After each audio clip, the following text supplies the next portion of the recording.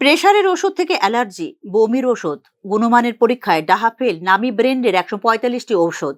কেন্দ্রীয় drug control laboratory পরীক্ষায় fail করলো এই ঔষধগুলি।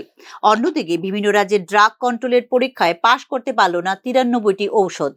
এবছরের জানুয়ারি মাসে এই ওষুধগুলোকে নট অফ স্ট্যান্ডার্ড কোয়ালিটি বা সঠিক গুণমানের নয় বলে চিহ্নিত করা হয়েছে কেন্দ্রের তরফে। তার মধ্যে রয়েছে বহুল ব্যবহৃত কিছু ঔষধ।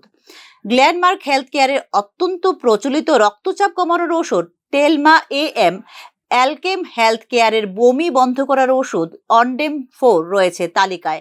এছাড়াও তালিকায় রয়েছে টনসিল, ব্রঙ্কাইটিস, গলা, কান, প্রস্রাবের সংক্রমণ বন্ধের অ্যান্টিবায়োটিক, অ্যালার্জি বন্ধের ওষুধ, কফ সিরাপ। এই ওষুধগুলোর বেশিরভাগ প্রস্তুতকারক কোম্পানিগুলো রয়েছে গুজরাটের ভদোদারা, আহমেদাবাদ, হিমাচল প্রদেশের বদ্দি, পুদুচেরি, মহারাষ্ট্রের তারাপুর, উত্তরাখণ্ডের রুরকি, হরিদ্বারে। জানুয়ারি মাসে দেশ জুড়ে বিভিন্ন রাজ্যে র্যান্ডম স্যাম্পল টেস্ট করে central drug standard control organisation. একই সঙ্গে প্রত্যেক রাজ্যে ড্রাগ টেস্টিং ল্যাবেও হয় পরীক্ষা। পশ্চিমবঙ্গে ড্রাগ টেস্টিং ল্যাবের পরীক্ষায় ফেল করেছে দুটি বহুজাতিক ওষুধ প্রস্তুতকারী সংস্থা, দুটি বহুল জনপ্রিয় ব্র্যান্ডের ওষুধ।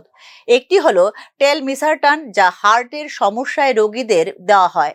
আরেকটি হলো এমোক্সিসিলিন ও পটাশিয়াম ক্লেভিউনেট। গত বছরের সেপ্টেম্বর মাসেও সিডিএসসিওর গুণগত মানের পরীক্ষায় ব্যর্থ হয়েছিল ৫৩টি ওষুধ। সেখানেও ছিল প্যারাসিটামল এবং ক্লেভাম ৬২৫ মতো পরিচিত antibiotic. Bureau report, news now.